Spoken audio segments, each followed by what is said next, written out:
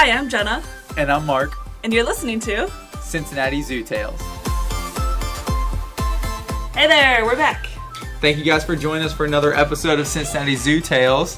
It's just me and Jenna again today. You're stuck listening to just the two of us. Hopefully we're not boring you to sleep at this point. But we're answering your questions. We are. A little give and take, right? Yeah, exactly. We, reach out on Instagram and ask for some questions that you guys might have. So we're just going to pick a few of them that we haven't really talked about before or that sound interesting to us and that we can answer without, we know these are ones that we can answer, right? Yeah. Without needing a special guest to answer. Yeah, we can't speak to all the animals in the zoo, obviously. We don't work with everything.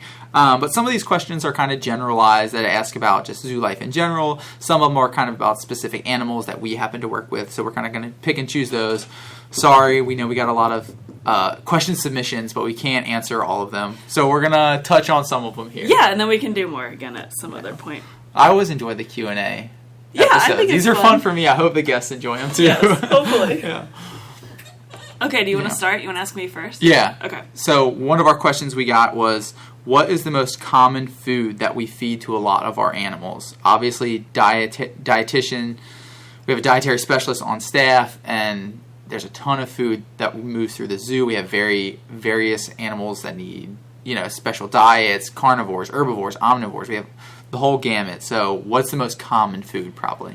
I think just in bulk, it would easily be hay, right? So, we bring in hundreds of thousands of pounds of hay because each bale is typically low end, like high 30s, high end. We have 3-string alfalfa, which is like the third cut of the year. It's a really, really high quality alfalfa. Those bales, I swear they're like 100 pounds. Yeah, at least 75 pounds. Yeah. It's difficult to move them. So and we go through 1.5 of those a day at giraffe alone. Yeah. So between the giraffe, the rhinos, all of the antelope we take care of, the hippos, the elephants, I would say hay is probably the largest amount of one specific item that we use. But then, of course, when you add in all the carnivores, there's a lot of ground beef and meat products too. But I think the number one would have to be hay. I think so too, because especially if you think about in terms of just the volume of food that these animals intake, carnivores just don't need to eat as frequently, right? Right. Our lions get 1 or 2 meals a day, whereas our giraffes are eating all day long, basically. Same with the elephants. I don't know how much hay they go through a day up at Elephant House, but it's got to be a bunch. So it's generalized. There are different types of hay, but hay in general. And probably Timothy hay would be the number one, I think. That's what the elephants get, Timothy. Yeah. And all the rhinos are animals in the children's zoo, the cows. We don't have any cows, Mark. We don't have any cows anymore. Back in the day, we used to have cows. I'm thinking of my childhood, children's zoo, taking me back here. The llamas. Yeah. We the have goats. All the goats. Yeah, that sort of thing. So there is a lot of hay going around the zoo. That's a good question. I like that one, yeah. I like that one. Do you have anything for me? Yes, okay. Are any of the animals allowed on habitat at night, especially if they're nocturnal? That's a great question. So that's actually a question I'll have friends and family ask me sometimes. They're curious about how we handle the animals while we're not here or during those overnight periods. And we try as much as possible to give our animals free choice, right? Choice is huge for our animals in human care here at the zoo. We try and let them kind of decide what they would like to do. So for our department specifically in Africa, ours is kind of temperature dependent.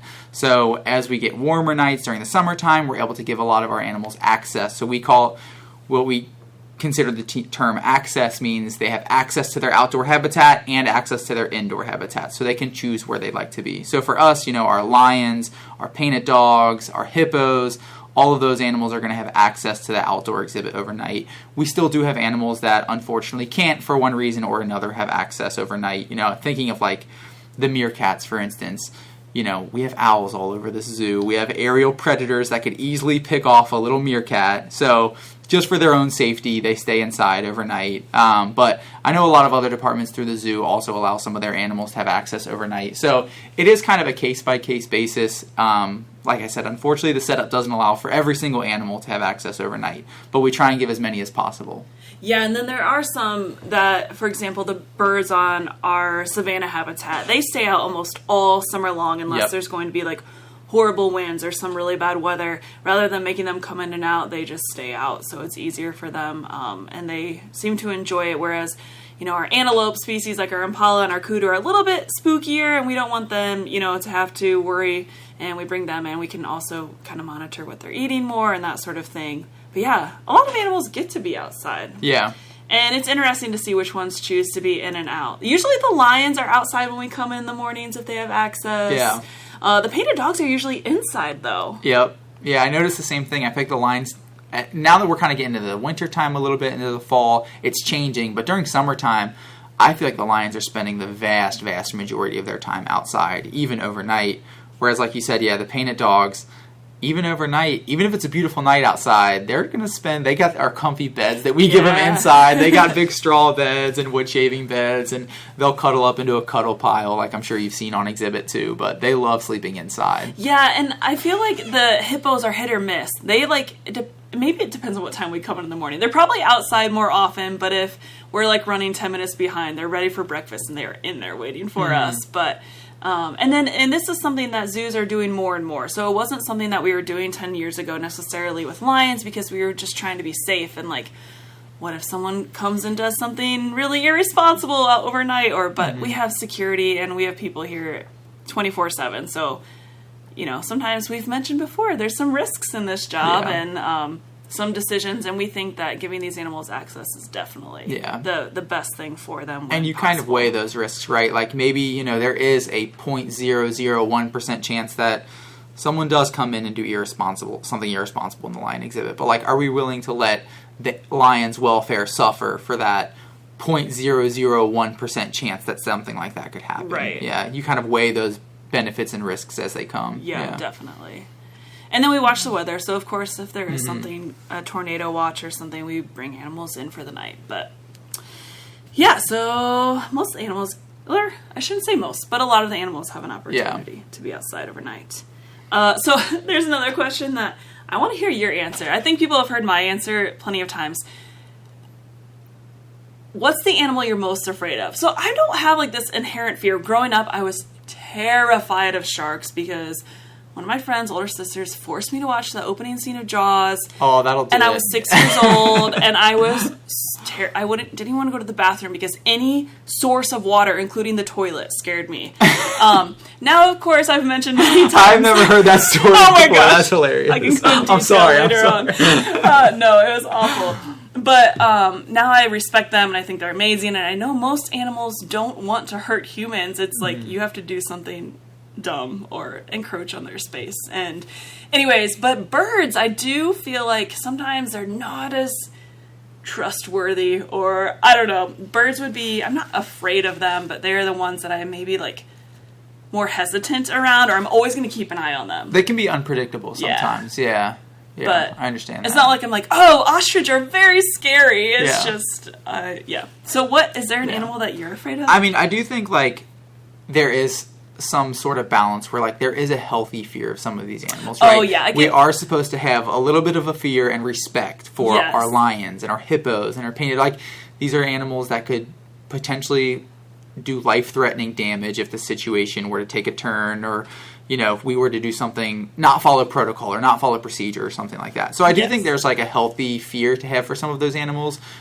Not that I don't come in and I'm not afraid of John and Imani, our lions, right? But there's a healthy fear and respect to have for those animals. But an animal that we don't have anymore at the zoo, he's passed away since, but I was deathly afraid of when I started in the Night Hunters exhibit.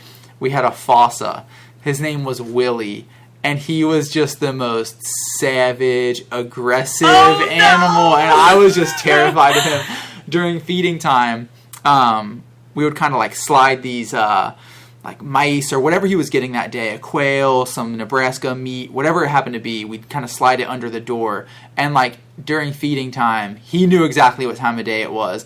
And you would see it's something from a horror movie or something. His paws would be sticking under the door trying to reach out for it. Gosh. Yeah, he was he loved feeding time. It was kind of terrifying for me, though. But yeah, I'm trying to think of an animal that you're just a little nervous with or whatever. And again, there's obviously this respectful fear, or you respect the danger that an animal can present. But definitely. Like I don't see a spider and scream, or like you know, that sort of fear is what I guess I was thinking of.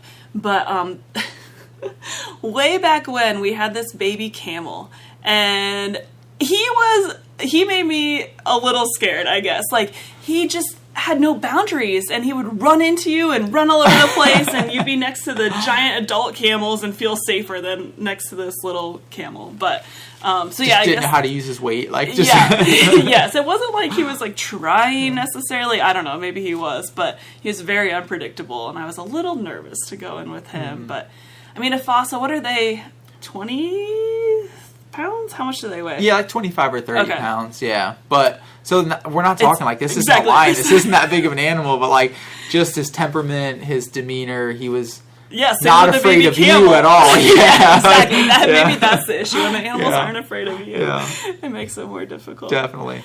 Okay. All right, we got one for you here, Jenna.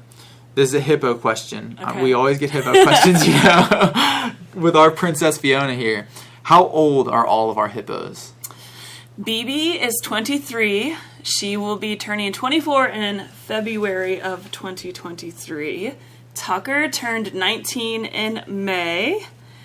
Fiona will be 6 in January of 2023, so a little over 5.5. That's hard to believe she's about to be 6. Right? That's insane. And little Fritz, he'll be 3 months old on November 3rd, so next week. So he's almost 3 months old. Which is crazy. I know. Time's flying by. 293 pounds today. No way. Fritz. For Fritz? Yes. Jeez, old Pete. Yes. Boy's getting big. Well, this is a good question that we get asked a lot. There's actually... Yeah, there's another one that kind of goes with it. So... The original question is, do we have any advice for high schoolers looking into working in a zoo in the future? And another similar question was, I'm studying to be a veterinarian, hopefully at a zoo. Any tips for job searching? I mean, you started off really young in the zoo world. Do you want to give advice on how you got started or what you did? Yeah, definitely. So I would say definitely...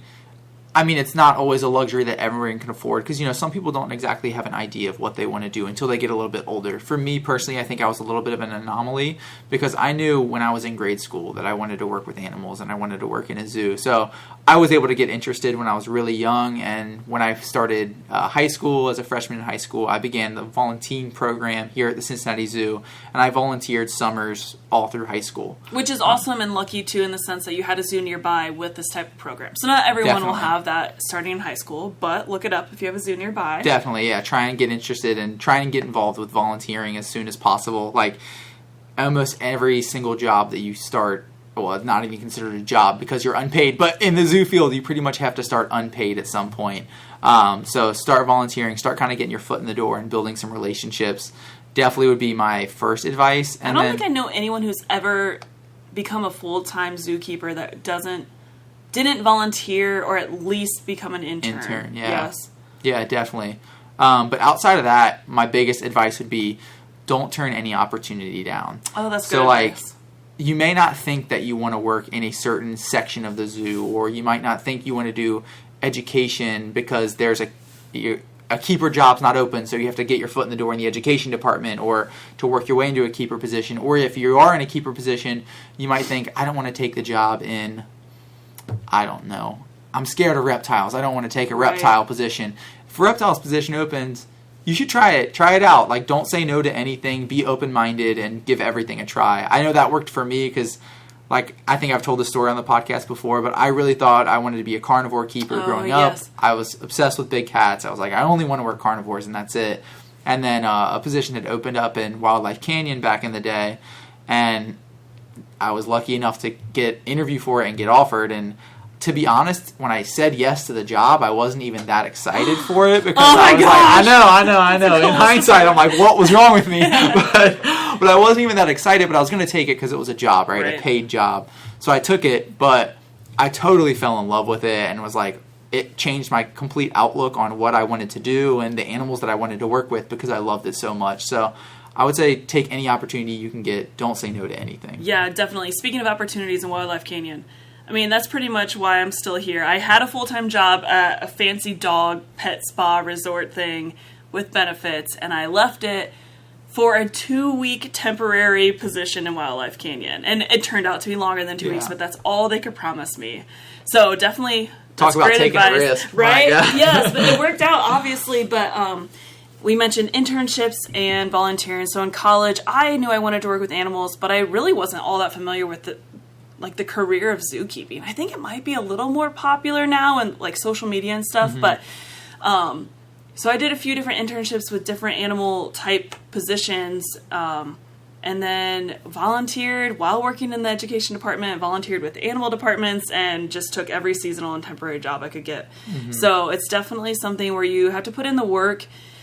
And unfortunately, sometimes it's free work and it's weekends and you work during the week or on the night during the night and, volunteer during the day. As far as the veterinary stuff goes, obviously going to school, but I know they do, internships or externships, and you would want to try and get one at a zoo, of course, or work with reptiles or large mammals such as cows and horses. I didn't go that path, and I'm sure it's very, very difficult. Like, if you think there are a few, or we think there are a few zookeeper jobs, there's usually only one, if you're lucky. Some small zoos just have like a on-call vet that helps out, but 1 to 3 vets usually, depending on the size of the zoo.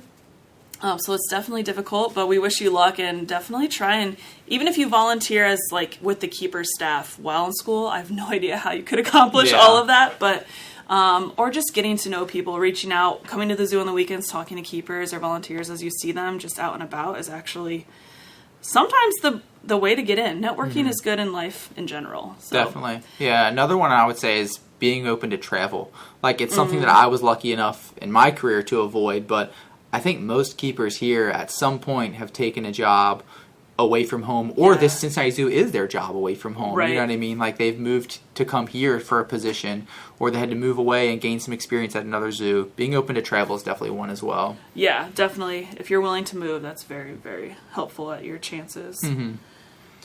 For sure.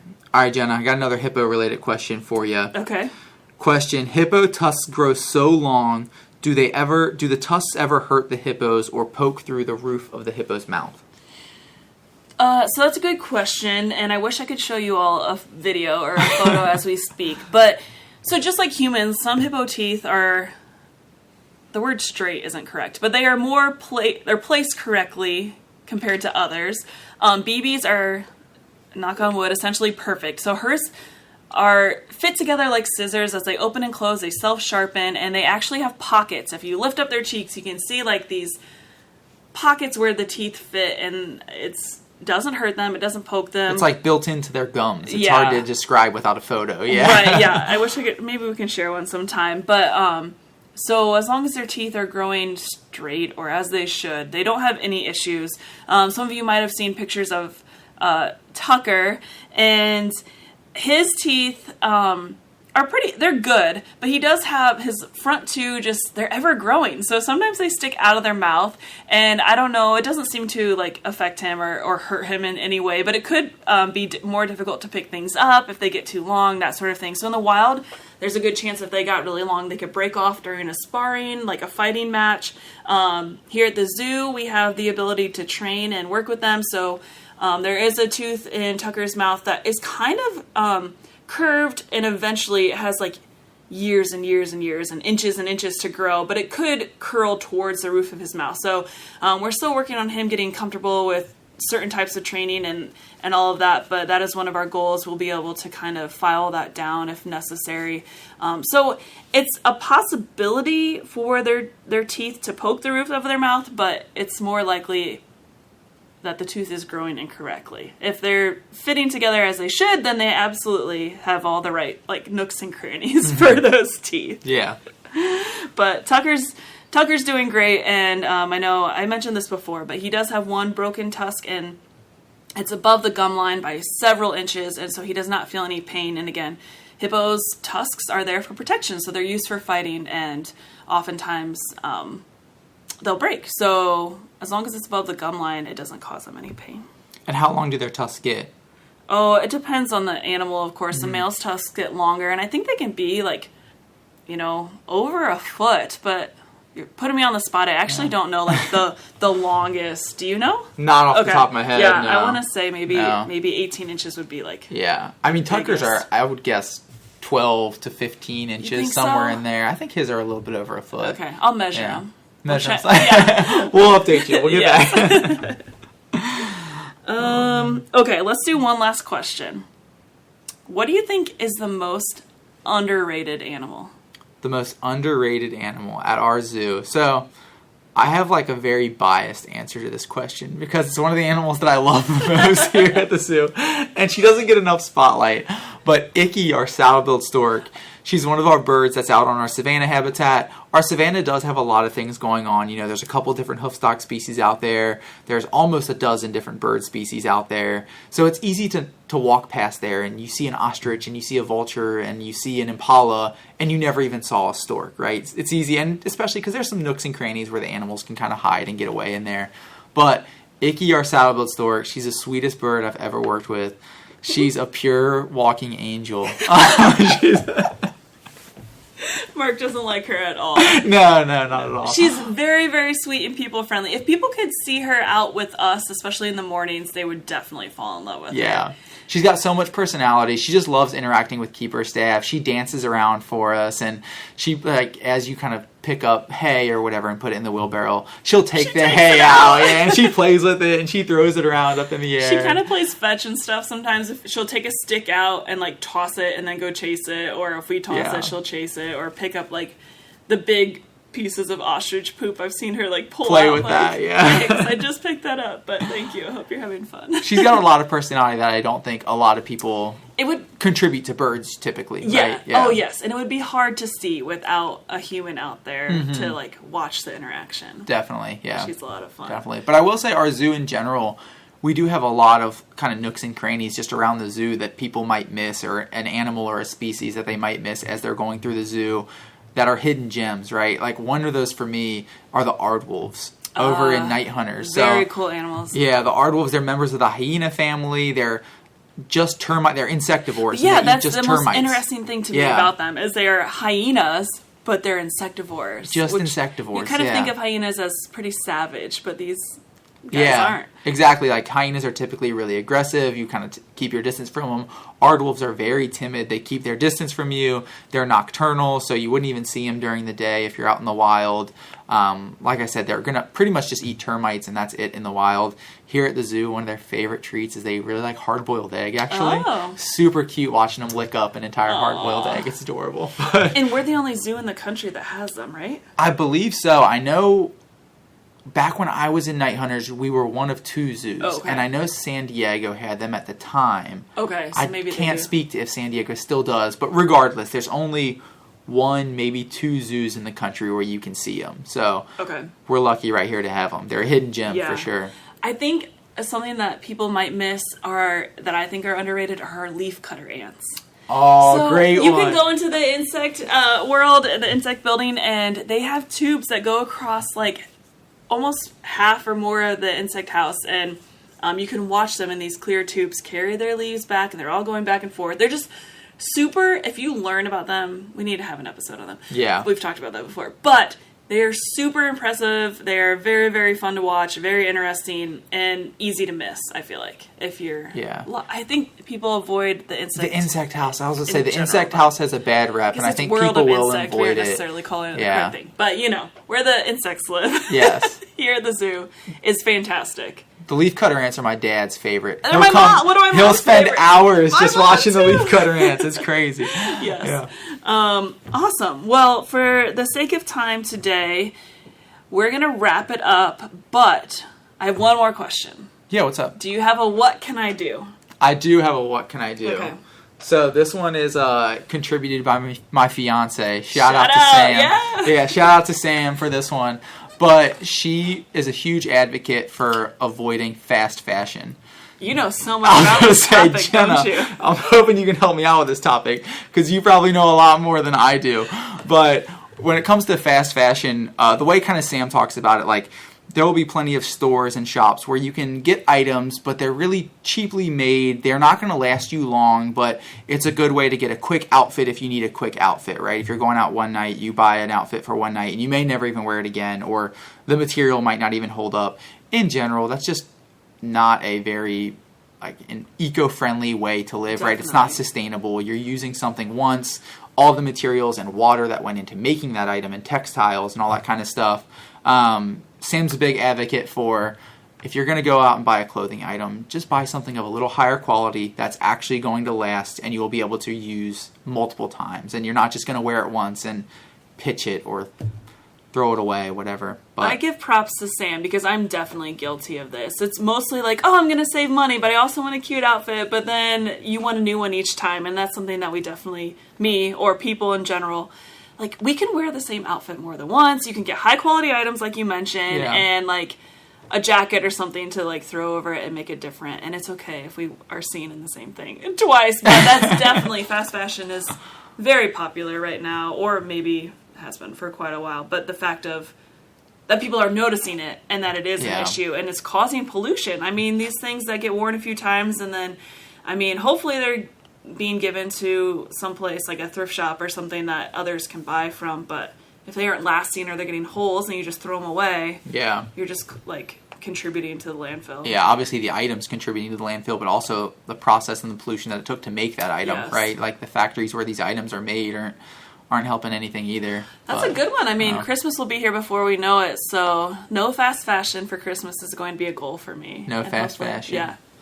I like that. We should have Sam on here to talk about that more with us. We should. Okay. I think that's definitely kind of like just a cultural stigma that girls tend to face that guys don't. Like, girls are expected, quote unquote, to not wear the same thing twice, which is insane to me and like so out of left field. But like, as a guy, it's easy for me. I've been wearing the same clothes since college.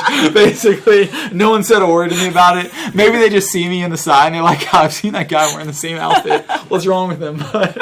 No, it shouldn't matter at all. Well, that's a good one. Yes, I wouldn't have thought of that, so I'm glad Sam brought it up. Yeah. But, okay, cool. That was fun. We like doing those, so hopefully we'll do them again if everybody else likes them too. Yeah, definitely. The Q&A episodes are always fun, for sure. And I think that's it for today. Yeah. So thanks for listening, everyone, and have a fantastic week. Yeah, thanks for the question, guys. Take care.